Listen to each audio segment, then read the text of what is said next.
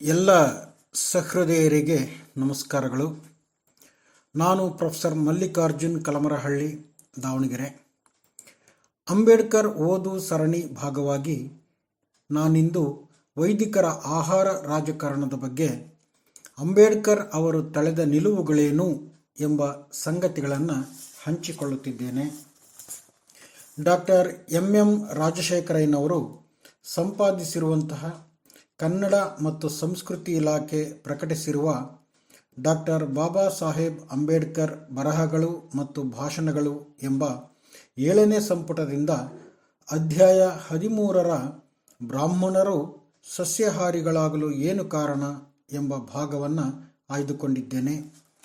ಈ ಭಾಗವನ್ನು ಆಯ್ದುಕೊಳ್ಳಲು ಕಾರಣ, ವರ್ತಮಾನದಲ್ಲಿ ಸಸ್ಯಾಹಾರಿಗಳು ಮಾಂಸಾಹಾರಿಗಳು ಎಂಬ ಪರಿಕಲ್ಪನೆಯಲ್ಲಿ ಜಾತಿಯ ಮೇಲಾಟಗಳು, ಮೇಲು ಕೀಳು ತೊಳಲಾಟಗಳು ತೀವ್ರವಾಗುತ್ತವೆ. ಇದರ ಬೆನ್ನಲ್ಲೇ ಗೋರಕ್ಷಣೆ, ಗೋ ಪೂಜಾ ಮಾನ್ಯತೆಯ ಹೆಸರಿನಲ್ಲಿ ಅಮಾನವೀಯ ಕೃತ್ಯಗಳು ನಡೆಯುತ್ತವೆ. ಹಾಗಾಗಿ ಅಂಬೇಡ್ಕರ್ ಅವರ ಆಹಾರ ಸಂಸ್ಕೃತಿಯ ಚಿಂತನೆ ಈ ಹೊತ್ತಿನಲ್ಲಿ ಹೆಚ್ಚು ಪ್ರಸ್ತುತವಾಗ್ತದೆ ಅನ್ನುವಂಥದ್ದು. ಗೌರವಾನ್ವಿತರೆ, ಡಾಕ್ಟರ್ ಅಂಬೇಡ್ಕರ್ ಅವರು ಆತ್ರೇಯ ಬ್ರಾಹ್ಮಣ, ಮನುಸ್ಮೃತಿ, ಯಾಜ್ಞವಲ್ಕ ಹಾಗೂ ಚೀನಾ ಪ್ರವಾಸಿ ಇವಾನ್ ಚಾಂಗ್ ಮತ್ತು ಇತಿಹಾಸಕಾರ ಡಿ.ಆರ್. ಭಂಡಾರ್ಕರ್ ಇವರ ಗ್ರಂಥಗಳು, ಬರಹಗಳನ್ನು ಆಧಾರವಾಗಿಟ್ಟುಕೊಂಡು ತಮ್ಮದೇ ಆಗಿರತಕ್ಕಂತಹ ವಿಶೇಷವಾಗಿರತಕ್ಕಂತಹ ಕೆಲವು ಚಿಂತನೆಗಳನ್ನು ಇಲ್ಲಿ ಹಂಚಿಕೊಂಡಿದ್ದಾರೆ ಅನ್ನುವಂಥದ್ದು. ಆ ಚಿಂತನೆಗಳನ್ನು ನಾನಿಲ್ಲೀಗ ಪ್ರಸ್ತುತಪಡಿಸ್ತಾ ಇದ್ದೇನೆ. ಬ್ರಾಹ್ಮಣರು ಮಹಾನ್ ಹಸು ಮಾಂಸಾಹಾರಿಗಳಾಗಿದ್ದರು.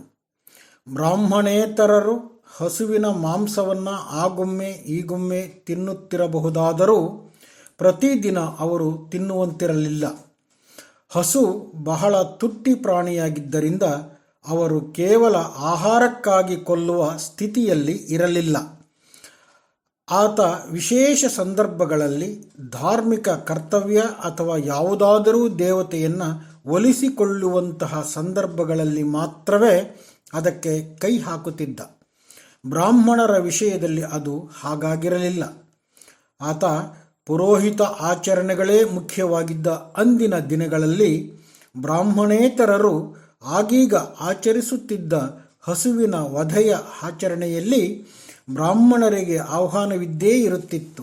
ಇದರಿಂದ ಪ್ರತಿನಿತ್ಯ ಒಂದಲ್ಲ ಒಂದು ಕಡೆ ಗೋಮಾಂಸ ಲಭ್ಯವಾಗುತ್ತಿತ್ತು.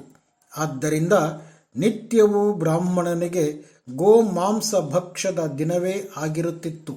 ಆದ್ದರಿಂದ ಬ್ರಾಹ್ಮಣರು ಮಹಾನ್ ಗೋಮಾಂಸ ಭಕ್ಷಕರಾಗಿದ್ದರು ಅನ್ನುವಂಥದ್ದು. ಹೀಗಿದ್ದಂತಹ ಬ್ರಾಹ್ಮಣರು ಗೋಮಾಂಸ ಸೇವೆಯನ್ನು ತ್ಯಜಿಸಲಿಕ್ಕೆ ಕಾರಣಗಳೇನು, ಗೋಪೂಜೆ ಹೇಗೆ ಬಂತು ಅನ್ನುವಂತಹ ಸಂಗತಿಗಳ ಬಗ್ಗೆ ಡಾಕ್ಟರ್ ಅಂಬೇಡ್ಕರ್ ಅವರವರು ಮುಂದೆ ವಿವರವಾಗಿ ವಿಶ್ಲೇಷಿಸ್ತಾ ಹೋಗ್ತಾರೆ ಅನ್ನುವಂಥದ್ದು.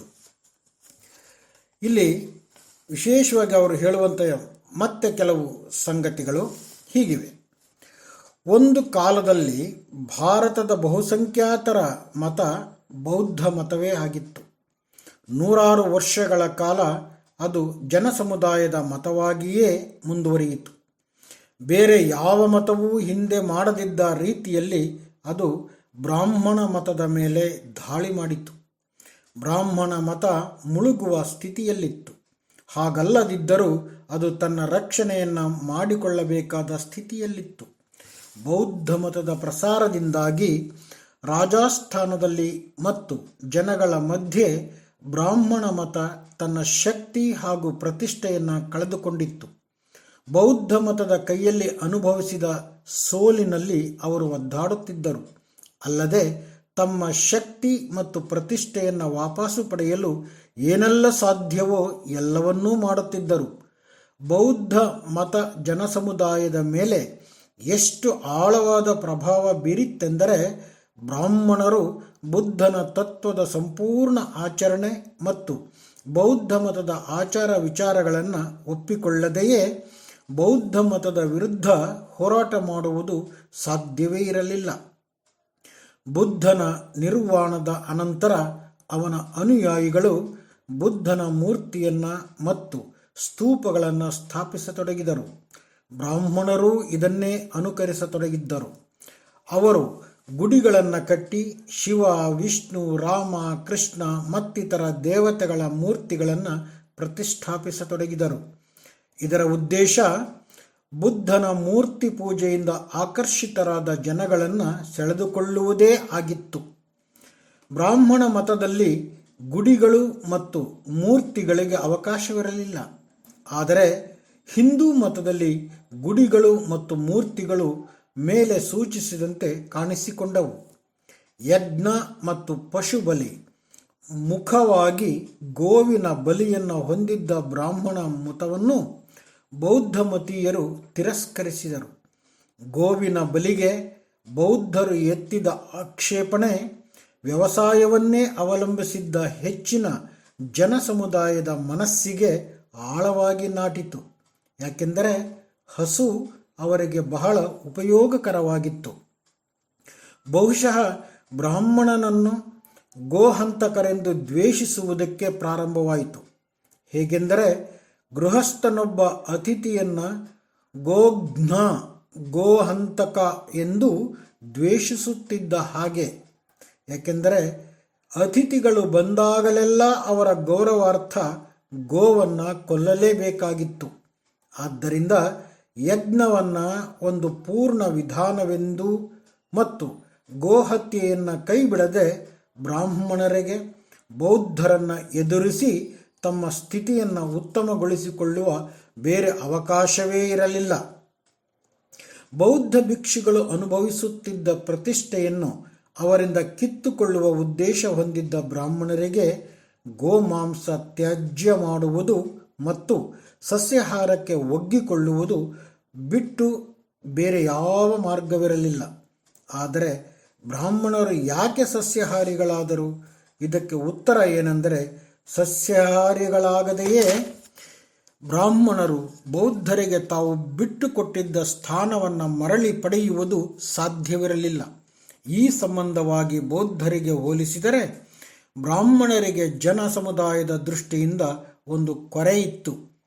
ಅದೆಂದರೆ ಪಶುಬಲಿ. ಇದು ಬ್ರಾಹ್ಮಣ ಮತದ ತಿರುಳೇ ಆಗಿತ್ತು. ಆದರೆ ಬೌದ್ಧ ಮತ ಇದಕ್ಕೆ ಸಂಪೂರ್ಣವಾಗಿ ವಿರೋಧವಾಗಿತ್ತು. ಹಸು ಮತ್ತು ಎತ್ತುಗಳು ಸೇರಿ ಪಶುಬಲಿಯನ್ನು ಒಳಗೊಂಡಿದ್ದ ಬ್ರಾಹ್ಮಣ ಮತಕ್ಕೆ ಕೃಷಿಕರೇ ಇದ್ದ ಸಮಾಜದಲ್ಲಿ ವಿರೋಧ ಮತ್ತು ಬೌದ್ಧ ಮತದ ಬಗ್ಗೆ ಗೌರವ ಇತ್ತೆನ್ನುವುದು ಸಹಜ. ತಾವು ಕಳೆದುಕೊಂಡಿದ್ದ ಸ್ಥಾನವನ್ನು ವಾಪಸು ಪಡೆಯಲು ಬ್ರಾಹ್ಮಣರು ಏನು ಮಾಡಬಹುದಿತ್ತು? ಬೌದ್ಧ ಭಿಕ್ಷುಗಳಿಂದ ಇನ್ನೂ ಒಂದು ಹೆಜ್ಜೆ ಮುಂದೆ ಹೋಗುವುದು. ಅಂದರೆ ಮಾಂಸ ತಿನ್ನುವುದನ್ನು ಬಿಡುವುದಷ್ಟೇ ಅಲ್ಲ, ಶಾಕಾಹಾರಿಗಳಾಗುವುದು ಕೂಡ ಒಂದಾಗಿತ್ತು. ಅವರು ಮಾಡಿದ್ದು ಅದನ್ನೇ. ಶಾಕಾಹಾರಿಗಳಾಗುವುದರಲ್ಲಿ ಬ್ರಾಹ್ಮಣರಿಗೆ ಇದೇ ಉದ್ದೇಶವಿತ್ತು ಎನ್ನುವುದನ್ನು ಹಲವು ರೀತಿಯಲ್ಲಿ ಸಮರ್ಥಿಸಬಹುದು ಅನ್ನುವಂಥದ್ದು. ಬುದ್ಧನ ಕಾಲದಲ್ಲಿ ವೈಶಾಲಿಯಲ್ಲಿ ಬೌದ್ಧ ಮತಕ್ಕೆ ಸೇರಿದ ಸಿಂಹ ಎಂಬ ಒಬ್ಬ ಶ್ರೀಮಂತ ಸರದಾರನಿದ್ದ. ಆತ ಸಂಘದ ಸದಸ್ಯರುಗಳ ಉದಾರ ಬೆಂಬಲಿಗನಾಗಿ ಅವರಿಗೆ ಸದಾ ಮಾಂಸವನ್ನು ಒದಗಿಸುತ್ತಿದ್ದ. ಈ ರೀತಿ ತಮಗೆ ವಿಶೇಷವಾಗಿ ನೀಡಲಾದ ಅಂತಹ ಆಹಾರವನ್ನು ಭಿಕ್ಷುಗಳು ಸೇವಿಸುತ್ತಿದ್ದಾರೆ ಎಂಬ ಅಂಶ ಬಯಲಾದಾಗ ತೀರ್ಥಕರು ಈ ವಿಷಯದ ಬಗ್ಗೆ ಕೋಪಗೊಂಡರು. ಆಗ ಮಿತಾಹಾರಿಗಳಾದ ಸನ್ಯಾಸಿ ಸದಸ್ಯರು ಬುದ್ಧನನ್ನು ಕಂಡು ತಾವು ಮಾಂಸಾಹಾರ ತಿನ್ನುತ್ತಿರುವುದರ ಸಂದರ್ಭ ವಿವರಿಸಿದರು. ಆ ಸಮಯದಲ್ಲಿ ಬುದ್ಧನು ಎಲ್ಲ ಸದಸ್ಯರನ್ನು ಕೂಡಿಸಿದನು. ಅವರೆಲ್ಲ ಸಭೆ ಸೇರಿದಾಗ ಬುದ್ಧನು ಅವರಿಗೆ ಈ ನಿಯಮಗಳನ್ನು ತಿಳಿಸಿದ. ಸದಸ್ಯರುಗಳ ಆಹಾರಕ್ಕಾಗಿಯೇ ಯಾರಾದರೂ ಪ್ರಾಣಿಯನ್ನು ಕೊಂದು ಅದರಿಂದ ಆಹಾರ ತಯಾರಿಸಿದ್ದಲ್ಲಿ ಅಥವಾ ತಮ್ಮ ಆಹಾರಕ್ಕಾಗಿ ಪ್ರಾಣಿಯನ್ನು ವಧಿಸಲಾಯಿತು ಎಂದು ಯಾವುದೇ ರೀತಿಯಲ್ಲಿ ತಿಳಿದು ಬಂದರೆ ಅಂತಹ ಮಾಂಸವನ್ನು ತಿನ್ನಬಾರದು. ಆದರೆ ಯಾವಾಗ ಅವರಿಗಾಗಿ ಪ್ರಾಣಿಗಳ ವಧೆಯಾಗಿಲ್ಲವೋ ಅಥವಾ ಆ ಬಗ್ಗೆ ಹಾಗೆಂದು ತಿಳಿದು ಬಂದಿಲ್ಲವೋ ಅಥವಾ ಆ ಬಗ್ಗೆ ಯಾವುದೇ ತರಹದ ಅನುಮಾನವಿಲ್ಲವೋ ಅಂತಹ ಶುದ್ಧ ಮಾಂಸವನ್ನು ತಿನ್ನಬಹುದೆಂದು ಹೇಳಿದನು. ಪಾಲಿ ಮತ್ತು ಸೂಫೆನ್ ವಿನಯದ ಪ್ರಕಾರ ಬುದ್ಧನಿಗೆ ಮತ್ತೆ ಕೆಲವು ಸದಸ್ಯರಿಗೆ ಸಹ ಒಂದು ಬೆಳಗಿನ ಉಪಹಾರ ನೀಡಿದ ನಂತರ ಈ ಉಪದೇಶ ಕೊಡಲಾಯಿತು. ಈ ಉಪಹಾರಕ್ಕಾಗಿ ಒಂದು ಬೃಹದಾಕಾರದ ಎತ್ತಿನ ಮಾಂಸವನ್ನು ತರಲಾಗಿತ್ತು. ಆಗ ನಿಗ್ರಂಥರು ಭಿಕ್ಷುಗಳನ್ನು ಅವಹೇಳನ ಮಾಡಿದ ಸಂದರ್ಭದಲ್ಲಿ ಬುದ್ಧ ಮೇಲೆ ಹೇಳಿದಂತೆ ಸೂತ್ರೀಕರಿಸಿದ. ಇದರ ಪ್ರಕಾರ ಮೀನು ಮಾಂಸ 3 ಸಂದರ್ಭಗಳಲ್ಲಿ ಶುದ್ಧವೆಂದು ಸಾರಿದನು. ಹೀಗೆ ಭಿಕ್ಷುಗಳಿಗೆ ನೀಡುತ್ತಿದ್ದ ಮಾಂಸವನ್ನು 3 ಶುದ್ಧ ಅಥವಾ 3 ಶುದ್ಧ ಬಗೆಯ ಮಾಂಸ ಎಂದು ಕರೆಯಲಾಗುತ್ತಿತ್ತು. ಈ ಮಾದರಿ ಹೆಚ್ಚು ಪ್ರಚಲಿತವಾಗುತ್ತಾ ಸಾಮಾಜಿಕವಾಗಿ ಅದು ಮಾನ್ಯತೆಯನ್ನೂ ಕೂಡ ಪಡೆದುಕೊಳ್ಳುವಂತಹ ಒಂದು ಸಂದರ್ಭಕ್ಕೆ ಮುಟ್ಟಿತು. ಬೌದ್ಧ ಭಿಕ್ಷುಗಳು ಮಾಂಸಾಹಾರ ತಿನ್ನುತ್ತಿದ್ದರಿಂದ ಬ್ರಾಹ್ಮಣರು ಬಿಡಬೇಕಾದ ಕಾರಣವಿರಲಿಲ್ಲ.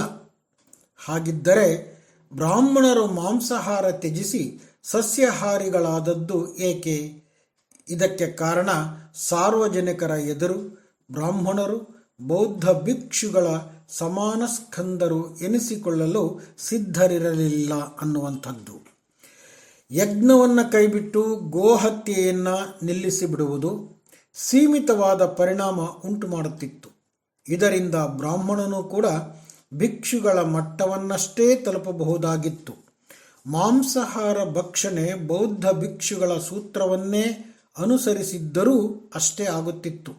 ಇದರಿಂದ ಬ್ರಾಹ್ಮಣರು ತಾವು ಬೌದ್ಧ ಭಿಕ್ಷುಗಳನ್ನು ಮೀರಿಸಬೇಕೆಂದು ಇಟ್ಟುಕೊಂಡಿದ್ದಂತಹ ಮಹತ್ವಾಕಾಂಕ್ಷೆಯನ್ನು ತಲುಪಲು ಸಾಧ್ಯವಾಗುತ್ತಿರಲಿಲ್ಲ. ಬೌದ್ಧ ಮತಾವಲಂಬಿಗಳನ್ನು ಅವರು ಗೌರವ ಮತ್ತು ಪೂಜ್ಯ ಸ್ಥಾನದಿಂದ ಪದಚ್ಯುತಿಗೊಳಿಸಬೇಕೆಂದು ಮಾಡಿದ್ದರು.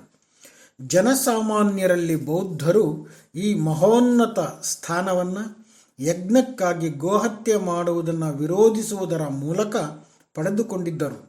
ಆದರೆ ಬ್ರಾಹ್ಮಣರು ತಮ್ಮ ಉದ್ದೇಶವನ್ನು ಈಡೇರಿಸಿಕೊಳ್ಳಲು ವಿನಾಶಕಾರಿ ದಾಳಿಕಾರನ ತಂತ್ರವನ್ನು ಹೂಡಬೇಕಾಗಿತ್ತು. ಈ ತಂತ್ರ ಅತಿಯನ್ನು ಅತಿಯಿಂದಲೇ ನಿರೋಧಿಸುವುದಾಗಿತ್ತು. ಎಡಪಂಥೀಯರನ್ನು ತುಳಿದು ಎಲ್ಲ ಬಲಪಂಥೀಯರೂ ಇದೇ ತಂತ್ರ ಬಳಸುತ್ತಾರೆ.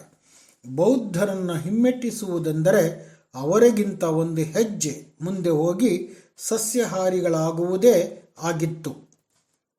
ಬ್ರಾಹ್ಮಣರು ಗೋಪೂಜೆ ಮಾಡಲು ಪ್ರಾರಂಭಿಸಿ ಸಸ್ಯಾಹಾರಿಗಳಾಗಿ ಗೋಮಾಂಸ ತ್ಯಜಿಸಿದ್ದು ಬೌದ್ಧರನ್ನು ಸೋಲಿಸಲಿಕ್ಕೆ ಮಾತ್ರ. ಇನ್ನೊಂದು ನಂಬಲರ್ಹವಾದ ಕಾರಣವಿದೆ. ಅದು ಗೋವಧೆ ಒಂದು ಮಹಾ ಪಾಪವೆಂದು ಪರಿಗಣಿಸಲಾದ ದಿನ. ಅಶೋಕ ಚಕ್ರವರ್ತಿ ಗೋಹತ್ಯೆಯನ್ನು ಅಪರಾಧವೆಂದು ಅಶೋಕ ವಿಧಿಸಲಿಲ್ಲ. ಅನೇಕ ಜನ ಆತ ಗೋಹತ್ಯೆ ನಿಷೇಧಿಸುತ್ತಾನೆ ಎಂಬ ನಿರೀಕ್ಷೆ ಇಟ್ಟುಕೊಂಡಿದ್ದರು.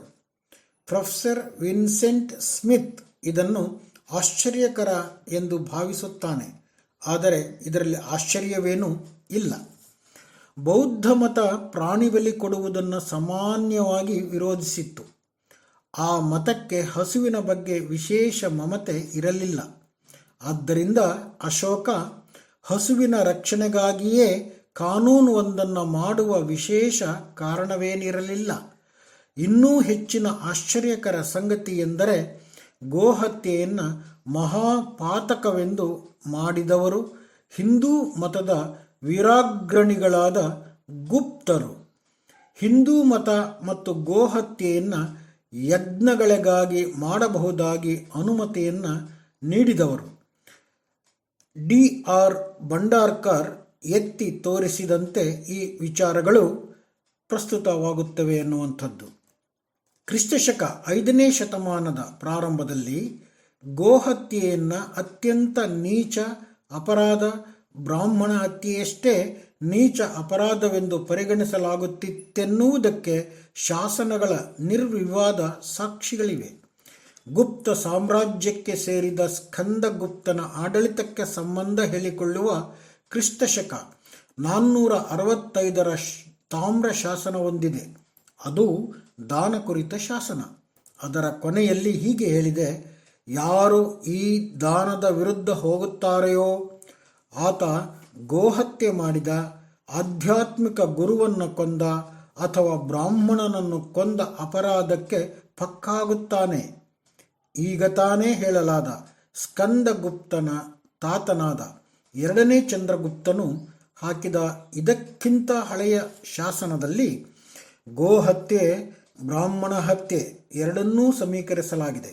ಅದರಲ್ಲಿ ಗುಪ್ತರ ಕಾಲದ 93ನೇ ವರ್ಷವನ್ನು ಸೂಚಿಸಲಾಗಿದೆ. ಅದು ಕ್ರಿಸ್ತಶಕ 402ಕ್ಕೆ ಸಮ.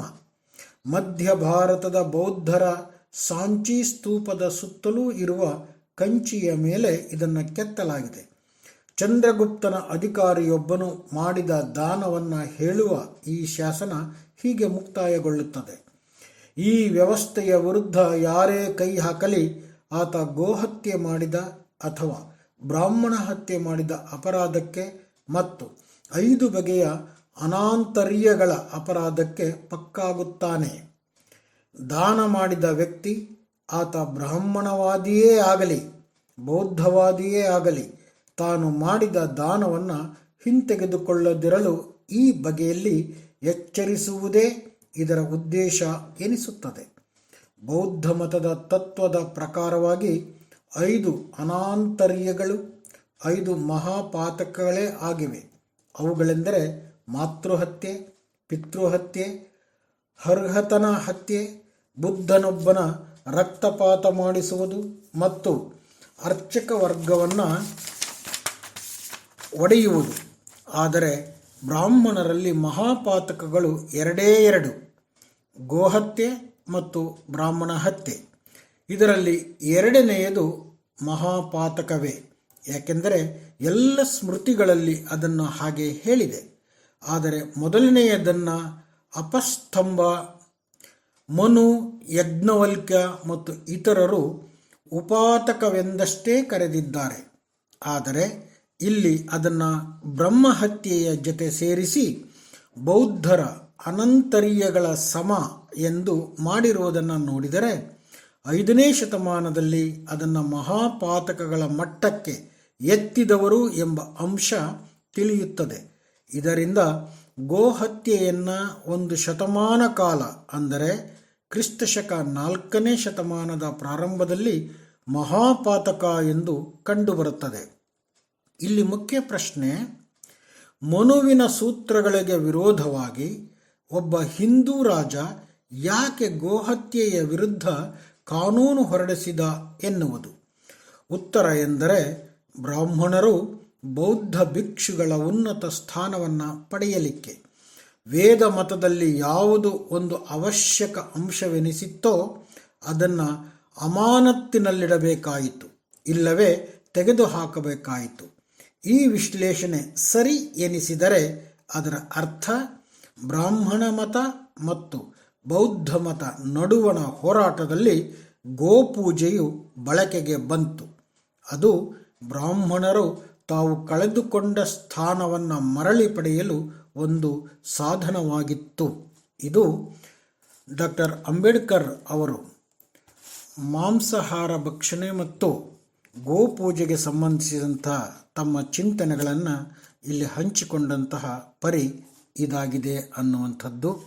ಎಲ್ಲರಿಗೂ ಮತ್ತೊಮ್ಮೆ ನಮಸ್ಕಾರಗಳು.